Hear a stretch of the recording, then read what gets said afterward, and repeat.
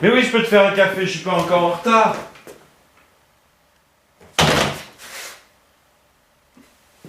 Que faites-vous ici? Enfin, je veux dire, qu'est-ce que vous faites dans mon salon? D'ailleurs, ici, c'était pas le salon, c'était la cuisine. Et derrière cette porte, il n'y a plus personne. Plus que vous, que je ne connais pas, et moi. À moins que... Et si c'était pas moi? Enfin, je veux dire, si ce n'était pas moi, là, en train de vous parler, et ça expliquerait pourquoi je ne suis pas chez moi. Et même si le Big Bang avait produit l'univers tel que nous le connaissons, enfin, dont nous avons une vague idée, n'est-ce pas? Songez au nombre stupéfiant de hasards nécessaires pour que naissent, dans l'eau primordiale, les acides aminés, première brique du vivant. Quelques décharges électriques en plus, quelques atomes d'hydrogène en moins, et sous votre tenue élégante, madame, palpiterait un cœur rouge. Je veux dire que votre corps tout entier, ne serait qu'un cœur gigantesque, se déplaçant par bonds au rythme de ses battements, d'autant plus vite que vous seriez de plus en plus ému. Les colériques, les amoureux et les terrifiés rebondiraient sur les murs du salon, tels des balles de ping-pong dans le tambour d'une machine à laver, tandis que les précautionneux, les prudents, les pisse-froids tapoteraient mollement le sol en restant quasiment sur place. Ces différentes combinaisons, les amibes d'un beau vert fluorescent, les cœurs nus et bondissants, existent depuis toujours, l'infini du temps, et partout, l'infini de l'espace. Infini du temps, infini de l'espace, infini des combinaisons possibles. Vous voyez où je veux en venir? Il y a quelques milliards d'années, à quelques milliards d'années-lumière d'ici, cette soirée s'est déjà produite. À quelques nuances près, mais elle s'est déjà produite. Alors, ma chambre, ma cuisine, mon salon, qui n'est pas mon salon, moi-même, j'étais chercheur d'or.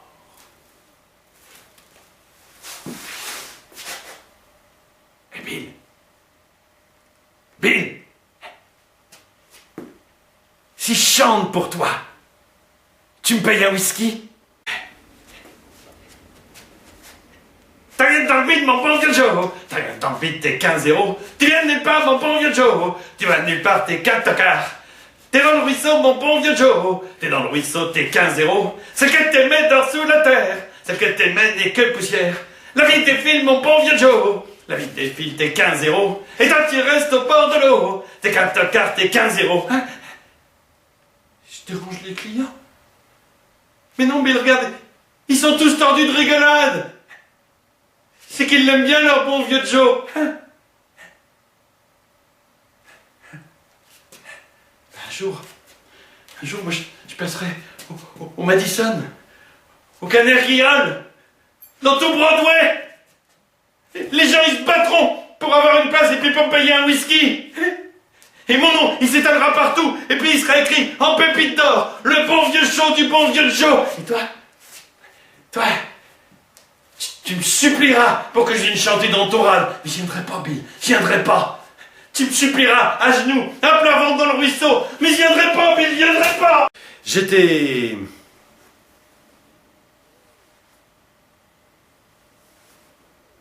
tueur à gages. Mais une question se pose. Quand il ne tue pas, que fait le tueur à gages? Je vais vous le dire.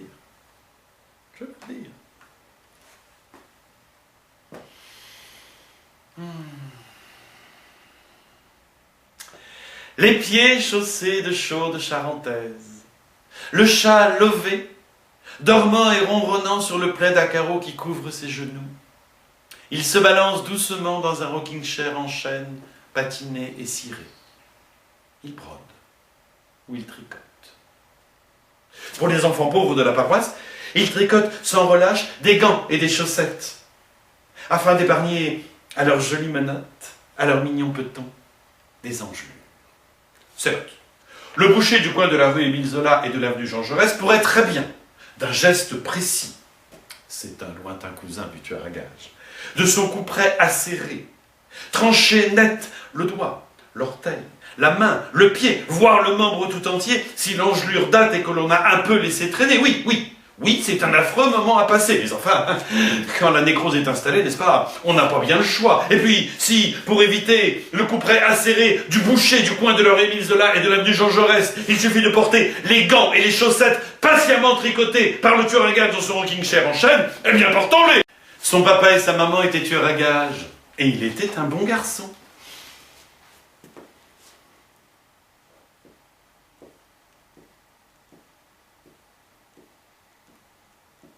À vous dirai-je, maman, ce qui cause mon tourment.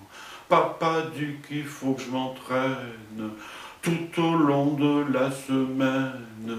Je veux, avant d'être vieux, courir dans le vent furieux. Évidemment, quand il racontait cette histoire, le tueur à gages n'avait pas d'autre choix que de tuer les enfants qu'il avait écoutés. Écoutez, je vous en prie, soyons sérieux un instant tout de même. Il ne pouvait pas laisser transpirer ce regret, c'était son seul point faible. Mais il les tuait avec une grande douceur. Beaucoup de professionnalisme, on ne plaisante pas avec le métier, mais une grande douceur. D'ailleurs, les enfants ne détestaient pas ce moment.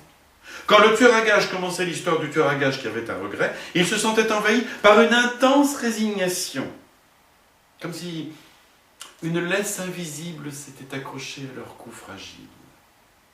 Ils écoutaient docilement l'histoire, un fin sourire se dessinant sur leur visage, et qui ne le quittait plus jusqu'au dernier soupir. J'étais Monsieur Loyal.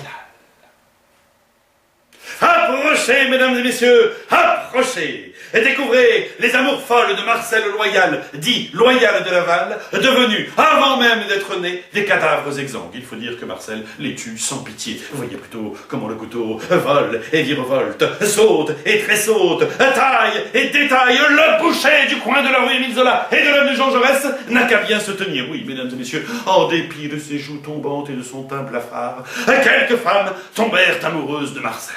Et elles s'avancèrent vers lui, les mains tendues et le cœur attendri. Mais il fallait voir avec elle un maestria. Marcel, ce cœur, il le leur arrachait. Et les femmes repartaient, titubantes et heurtées, ivres de chagrin et d'amour-propre blessées. Regardez-les, mesdames et messieurs, errer dans le grand palais vide, telles des Ophélie que la rivière n'aurait pas gardé. Parfois, Marcel tentait de les reprendre dans ses bras, mais ses bras se refermaient sur des poussières de fantômes. Et maintenant, mesdames et messieurs, après avoir été fasciné par les amours mortes de Marcel, vous serez éblouis par ses rêves éventrés. Voyez plutôt des dresseurs de géants, des escaladeurs de rêves, des preneurs de grandes décisions, un astronaute, un magicien et, naturellement, un funambule dansant avec le sourire au-dessus des chutes du Niagara. Observez, mesdames et messieurs, observez le plus grand silence. Mais observez-le attentivement. Il a été capturé, justement, par un dresseur de géants, au fin fond d'un canyon du désert du Colorado, alors qu'il en serrait la poitrine creuse d'un vieux chercheur d'or expulsé d'un saloon. Observez-le, mesdames et messieurs, attentivement. Mais prenez garde. Le moindre souffle, le moindre soupir, et il s'évanouirait plus sûrement qu'une étincelle d'espoir dans l'âme d'un chat attaché. La porte monumentale ne s'ouvrirait pas. Ça serait dommage. Vous rateriez le clou du spectacle. Roulement de tambour sans baguette. Coup de cymbale inaudible. Ouverture de la porte.